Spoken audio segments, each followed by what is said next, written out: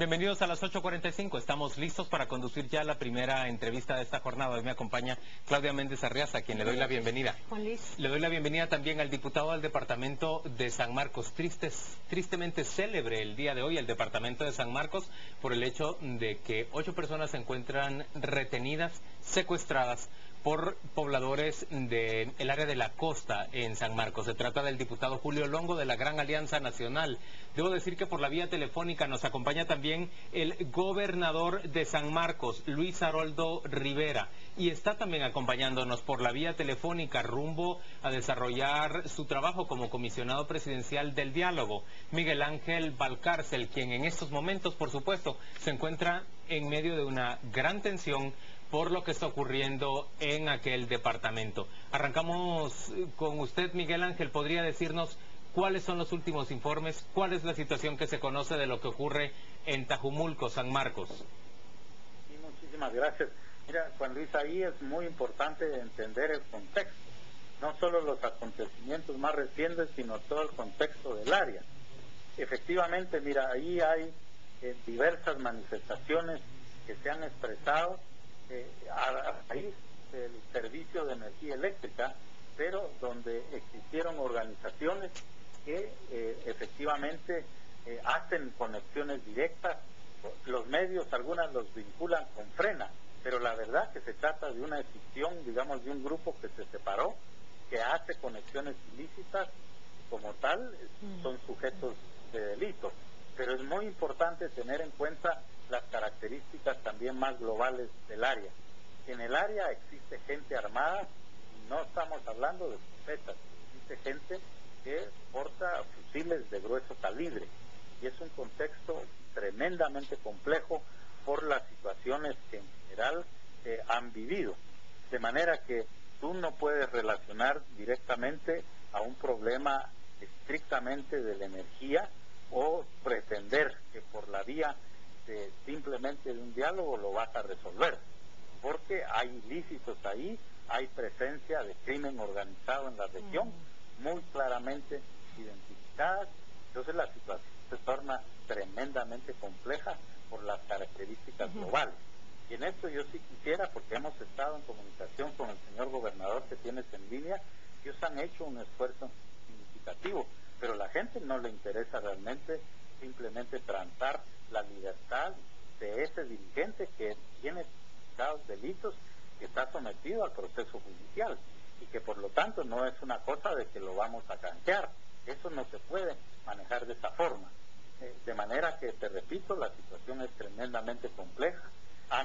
Se han ido aumentando el número de prácticamente de retenciones legales o secuestros, si lo quisiéramos explicar de esa forma, en manos de la gente. Y aunque ellos dicen que ellos pierden control sobre la población, no es cierto, porque ahí la población demanda también que se devuelvan un montón de vehículos donde con Frontera del Carmen se pasa verdaderamente contrabando.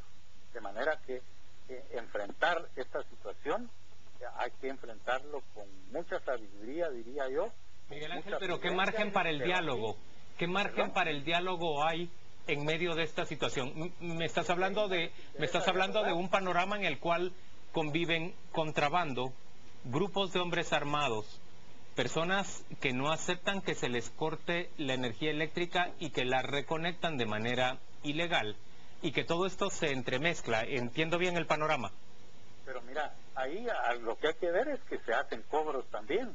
O sea, que eso representa para estos grupos que lideran eso ingresos sustantivos. No me animo a dar una cifra, pero sí sabemos que son ingresos verdaderamente sustantivos y significantes lo que ellos recaudan por esa vía. Entonces, para ellos no les interesa en absoluto dialogar. ¿Qué es lo que tienen que dialogar?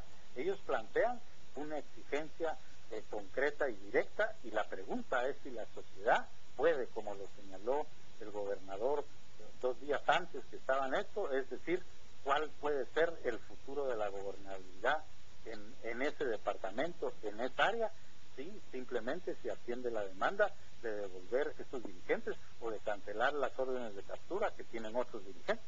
Yo precisamente quiero hacer una pregunta para el gobernador Luis Haroldo Rivera. ¿Se debe negociar la liberación de los 9 rehenes que en este momento tiene ese grupo a cambio de la libertad de la persona que es acusada de esas reconexiones ilegales? ¿Cuál es la posición de la gobernación?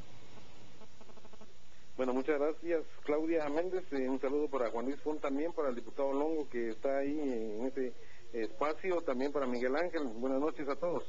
Gracias, bueno, buenas decirles noches. a ustedes que aparte del contexto del cual ha hablado Miguel Ángel, pues también tenemos que tomar en cuenta el dato histórico.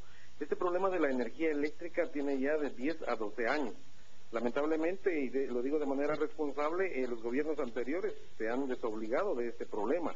Resulta que nosotros como gobierno actual lo hemos abordado, y lo hemos abordado de manera responsable porque yo tomé posesión en febrero. En el mes de marzo yo inicié el proceso de diálogo con estos comunitarios y con el presidente de la asociación que se llama Socidesma, que es José Mauricio López Escobar.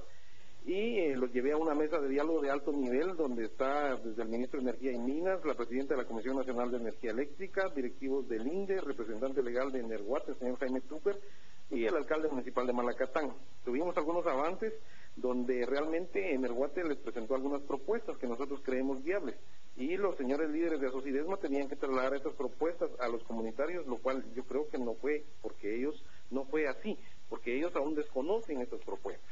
Pero en relación a su pregunta, yo debo de ser muy enfático. La exigencia de los comunitarios desde el día viernes en la noche, tarde-noche, que nosotros tomamos este problema, ha sido 2 peticiones muy concretas. La primera, que liberen a Froilán Juárez. La segunda, que puedan quitar las órdenes de captura. En ese sentido, les digo yo, mi competencia no llega hasta ahí. Conozco de la independencia de poderes que existen en el Estado de Guatemala, y entonces eso le corresponde al Ministerio Público y al organismo judicial. Señor gobernador, solo déjeme preguntarle algo.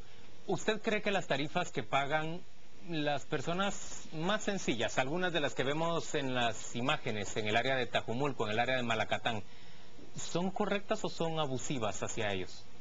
Bueno, mire, yo en su momento lo dije en la mesa de diálogo y se lo dije expresamente al señor Jaime Tupper, que en años anteriores, cuando inició esta problemática, sí hubieron cobros exagerados, abusivos, donde la empresa que anteriormente estuvo se aprovechó.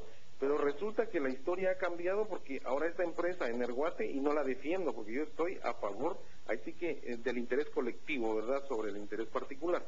Pero la empresa actual es una empresa que compró realmente los activos de Unión Fenosa, de Oxa de Orza anteriormente. Entonces compró también, aparte de eso, un problema, se los decíamos nosotros. Entonces nosotros puntualizamos y le pedimos a la empresa actual que por favor revise los cobros, revise los contadores y que pueda realmente poner más oficinas en todos los municipios para que haya una atención personalizada a los usuarios. Dentro de eso debo de decirle que las propuestas de Energuate están renegociar la deuda hasta 120 meses, más o menos como 10 años plazo, y también de manera gradual condonarle la deuda a los usuarios. Entonces es algo que ellos no saben. Nosotros le pedimos a la empresa que cambiara contadores también, para que no haya aquel problema de que los empleados de la empresa tocaron los contadores o los comunitarios. Entonces ellos accedieron a cambiar contadores, iniciar con la lectura de cero. También accedieron a delegar actividades operativas a los comunitarios, por supuesto previo consenso y acuerdo y firma de algún papel, me imagino. Pero el proceso de diálogo ya no siguió, porque los señores de la asociación ya no regresaron a informar cuál había sido el resultado de la socialización o divulgación de esta propuesta. Sí, ha enumerado usted un buen número de concesiones que ha hecho esta empresa hacia los pobladores de esta comunidad. ¿Cuál es entonces el detonante de la situación que se está viviendo ahora? Y quizás quisiéramos preguntarle al diputado que está acá presente, ¿qué es lo que originó pues la situación de emergencia que se vive hoy en Tajumulco? Sí. Gracias, Claudia. Juan Luis, buenas noches. Un saludo al señor gobernador Rivera, a Miguel Ángel, que va rumbo de atender esta situación. Que va también en ruta. Un saludo, les deseo buen viaje. Pues como decía el señor gobernador, ya esto es un asunto de hace mucho tiempo, y tal vez quiero recordar un poco las palabras de un exgobernador de San Marcos, que decía que pareciera ser que Guatemala terminara en San Juan Ostuncal. ¿Por qué? Porque hay cosas que también nosotros hemos dejado de hacer en nuestro departamento. No estoy justificando a la gente que está haciendo estos Tomando actos medidas ilegales. ¿sí? Que van en contra del Estado de Derecho.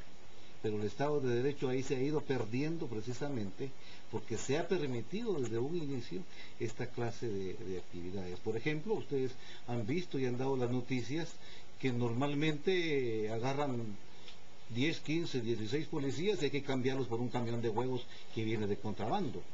Pero ¿Sí? también mencionó usted ese Estado de Derecho y hace un minuto nos mencionaba que hay 18 municipios